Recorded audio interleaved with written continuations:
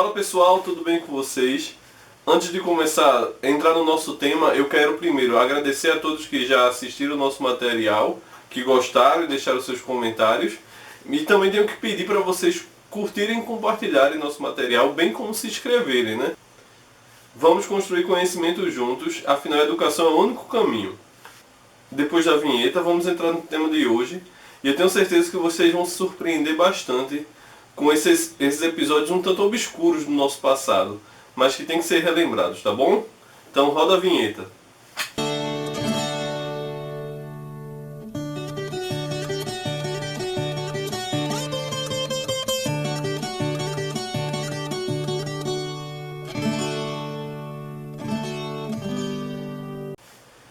Há pelo menos 2 anos nós estamos convivendo com o Covid-19 e eu tenho certeza que você em algum momento ao longo dessa pandemia se viu tomado pelo pânico geral que dominou a sociedade como um todo. Devido a isso, eu acabei escolhendo o tema de hoje para falar de uma outra epidemia que aconteceu no nosso passado, porque eu também tenho certeza que depois da pandemia do Covid-19 você deve ter buscado no Google algum outro momento em nossa história em que isso também ocorreu. E certamente você só deve ter encontrado material sobre a gripe espanhola. Não que a gripe espanhola não tenha sido relevante ao longo da história do homem, né? Ela deixou marcas muito traumáticas, mas, no nosso caso hoje, estudaremos a epidemia de cólera, que aconteceu no século XIX. E você vai ver que ela foi até mais grave do que a gripe espanhola para o Nordeste. E eu também quero frisar que eu escolhi esse tema porque justamente durante a epidemia de cólera surge uma das maiores lideranças aqui no Nordeste, que é o padre Ibiapina. Antes de nos aprofundarmos no tema central, eu quero fazer aqui um panorama geral do que era aquela metade do século XIX para o Nordeste, tá bem? Primeiro porque desde que a família real se instaurou no Rio de Janeiro em definitivo, o eixo econômico e político de vez foi transferido da Bahia e Pernambuco, principalmente, na nossa região, para o Rio de Janeiro e São Paulo. E isso, obviamente, tem uma consequência direta economicamente falando. Além disso, esse século para nós foi marcado por outras epidemias, principalmente febre amarela e bexiga, e epidemias também do gado, como é o caso da morrinha, que matou boa parte do rebanho no interior. Ou seja, você tem um cenário de perda de força política, ainda a população sendo mitigada por diversas doenças, talvez uma das maiores secas da história, que foi a de 1877, e já não bastasse isso, você tem o banditismo rural ganhando força e se alastrando pelas cidades sertanejas. Surgem os nomes talvez dos primeiros cangaceiros mais relevantes, como é o caso de Jesuíno Brilhante, Silvino Aires. O que eu quero é que vocês tenham uma ideia geral de como foi esse século um tanto conflituoso para todos nós. Além, é claro, de não esquecer das revoluções, né, que aconteceram ao longo de todo o século. E os movimentos messiânicos também. Claro que um século inteiro ele não é feito só de momentos difíceis e momentos ruins. Mas eu quero que você tenha essa ideia dessas convulsões sociais que estavam ocorrendo e como elas foram relevantes, não apenas para o tema de hoje, mas também para outros temas que nós vamos tratar. E eu vou sempre remeter a esse período, tá bom? Então, entrando no tema em definitivo, a cólera ela é uma doença viral. A contaminação se dá normalmente pela água.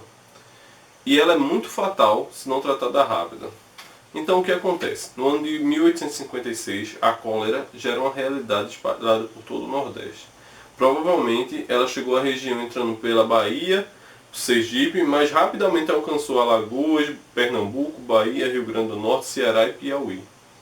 Deixou um rastro de vítimas muito expressivo. A Bahia, por exemplo, somou 16 mil vítimas, Alagoas 18, Pernambuco acumulou 37.856 vítimas e a Paraíba 25.380 vítimas. Pernambuco chegou a ter 100 mortes por dia só no Recife.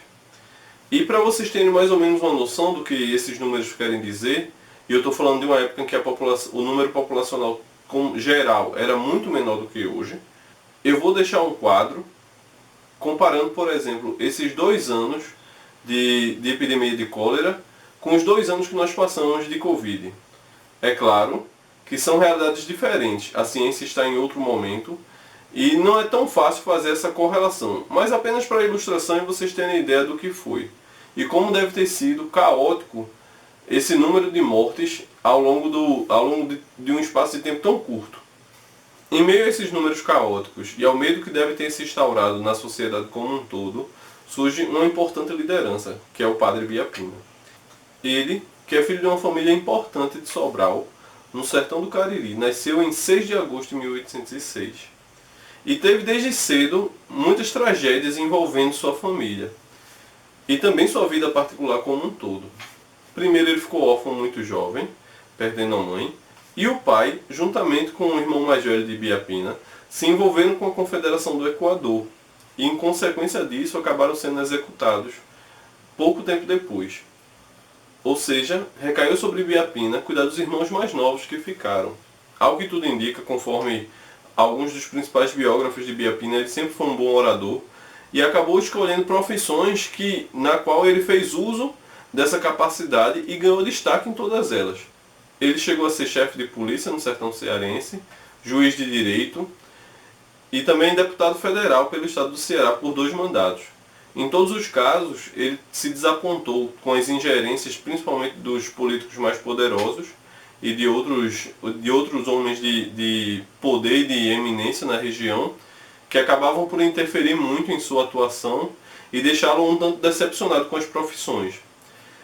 Largou o mandato de deputado, resolveu passar então a advogar, principalmente em nome dos mais pobres. Mais uma vez se desapontou com a justiça, mudou-se para o Recife, onde continuou advogando, e quando já tinha certo destaque social, já morando em Recife, resolveu largar tudo aos 47 anos para se dedicar àquilo que ele entendia que tinha vocação, que era a vida de batina, e tornou-se padre. E Biapina, quando criança, havia estudado no seminário, mas sentiu que naquele momento deveria largar todas as profissões que havia tentado para realmente se dedicar à sua vocação maior. E foi o que aconteceu. E justamente em 1954, com o surto da cólera que se iniciava, Biapina toma mais uma decisão corajosa em sua vida. Ele deixa, por exemplo, a função de professor do seminário e resolve se tornar um padre missionário. E aí é que começa as grandes transformações provocadas por Ibiapina. A partir daí vemos o surgimento da obra do Ibiapina. Porque, peregrinando pelo interior, ele utiliza justamente sua capacidade oratória para fazer importantes pregações e também convencer as pessoas a trabalharem em mutirão voluntariamente em prol dos mais necessitados. E a partir disso ele constrói açudes, cemitérios, igrejas e as casas de caridade, que ficaram muito conhecidas. E ao longo de toda a sua jornada ele construirá 22 no total.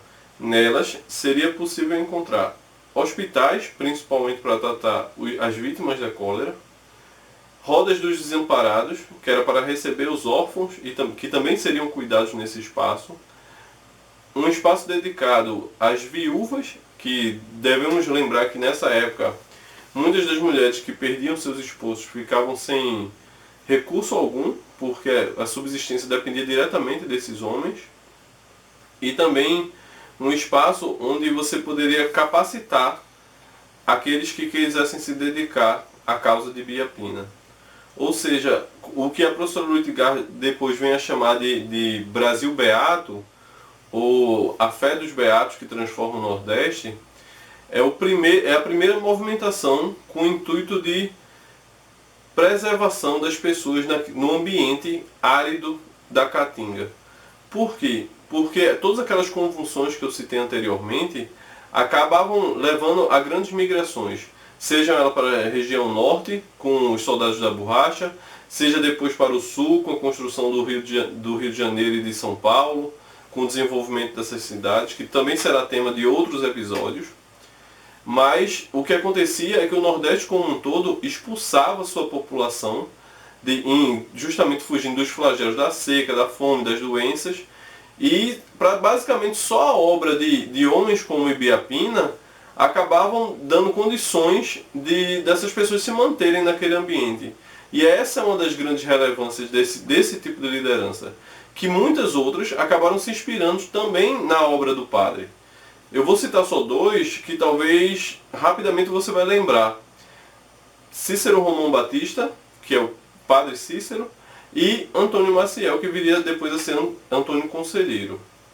Eles certamente escutaram algumas dessas pregações de Biapina e utilizaram também dos exemplos dedicados pelo padre para fazer suas próprias obras.